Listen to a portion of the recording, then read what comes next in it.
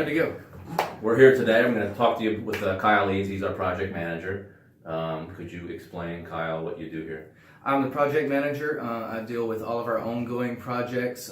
Once the work has begun, it is my job to take care of it. I deal with all of the employees and a lot of office tasks as well, but mainly project managing and managing employees or painters. And you've been here how long? I've been here 2 years now. 2 years? Mm-hmm. Wow, it was fast. We're going to talk today about employees, dealing with the painters, and how we find painters. There's a lot of problems trying to find painters. Could you tell us some of the toughest parts of finding a painter? Well, for us, I believe it is just getting everybody that is on the same page. I don't think it's that hard to find somebody that's willing to paint, but to find a professional painter, somebody that takes pride in their work, somebody that wants to work every day. To me, I think is the hardest part, is just finding that right person for the fit for our team. What are you looking for, or what are we looking for in a painter? Predominantly, we're looking for good people. We feel like we can train you to do things our way, and we can train you on how things are supposed to be done, but we need you to be a good person. We need you to be respectful of yourself, respectful of us, and especially of our customers. Could you tell me maybe one or two horror stories with painters that we've had here who aren't here anymore? Well, let's see. You get a painter in, you're doing their interview, they're an amazing person at that point. They're an amazing painter, and they can do anything. And so you have them in for that first day, you hand them that first work order, and you can just see the fear in their eye. You know as soon as you hand it to them and send them off on the job that they did not get what you said. So at lunchtime, you're hanging up your lunch and you're going out to the job to find out that it was exactly what you thought and it's not going to work. So you adjust, you pull that person off as soon as you can, and in my experience, if they can't do it the first day, that's probably the last day you'll see them. What's been the craziest, the craziest painter you've had here, with not naming a name? Well, we had a guy he worked with us when I started here. He seemed like a good painter. He was a little bit off the charts otherwise, but we were busy, and he showed up to work every day. He seemed like an honest person. Well, something happened. He made a couple of mistakes on a job as far as quality was concerned. I believe we let him go at that point. And I think it was about 6 or 8 months later, we get the phone call from somebody saying that he had knocked on that customer's door asking to borrow money. To me, that's just crazy. You wouldn't even do that to people you know, much less a customer of your old employees. So that's just one of the horror stories that I have. Well, what's been the best? We'll get off horror. What's been the best experience dealing with a painter, and why?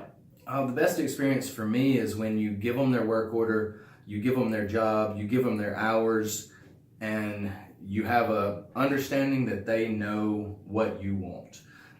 They have a confidence in what they're going to do. They're not overwhelmed by the job, and they take it with pride. They get their blueprints, they get their work order, they take care of all their own paint orders, and it just makes it a joy to work with them. You show up at the end of the day or in the middle of the day, and you get to more or less have a conversation rather than riding somebody. Okay, I agree with that. So the struggle of hiring a painter, it's a struggle for everybody. Mm-hmm. Could we talk about what we do here to alleviate that at all? Well, we do a pre-screening process when we put out our ads on the internet to get painters to sending in their application and resumes. We do a pre-screening process where we're asking them some simple questions.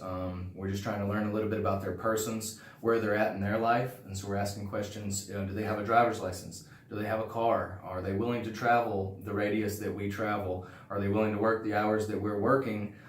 If we can get through the pre-screening process with them, we'll bring them in for an interview and go from there. What do you think that is? 2 and 10? 3 and 10?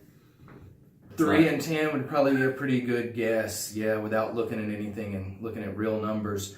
I mean, a lot of Fridays you schedule 5 estimates and you might have 3 of those guys show up, or you might have 2 of those guys show up. So I think a lot of it is these days is people just don't want to work like they did when our fathers were working and our grandfathers were working. People are just they want to take the easy way out, and we need people that want to work, people that enjoy having a schedule, getting up and going to work every day. You know, we set the standards high. It costs us a little bit because we don't have, 40, 50 painters, but we have good people. Do you have anything else to add for hiring the painters? Well, just touching on that, I mean, we could absolutely have 50 employees or bodies here right now, and we could be sending them out to do whatever job. But like you said, we set that standard high.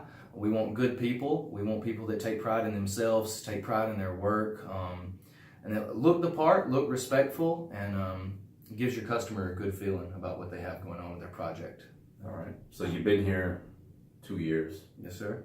Where do you see yourself in 10 years? What's your goal? I know it's a tough question. 10 years from now, well, I hope my kids are happy and healthy. I hope the wife is happy and healthy, and I'm still kicking.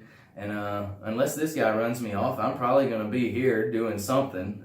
What's your personal goals? Personal goals, like I said, have a happy and healthy family. Or business goals. What are your business goals? Business goals, I'd like to see myself continue to work myself up in this industry with Ryan here. I enjoy my job. I enjoy coming to work every day. I don't dread it at all. I come to work usually with a smile on my face. Sometimes it's not that way, but 10 years from now, man, I want to be in a good position, maybe in my second home at that point, a little bit more room for the family, and just in a good, happy spot. Sounds good. We're going to have a lot more of these videos. Kyle doesn't know that, but and with some other people too who aren't going to probably be as open to doing them. You'll see that in their faces, but that's it for now. All right. Anything else? Cool. No, that was good for me. It was a good first experience. Cool. Thank you. Yes, man. All right. That's good. Yeah, I forgot to put the lights That on. seemed like it went pretty good.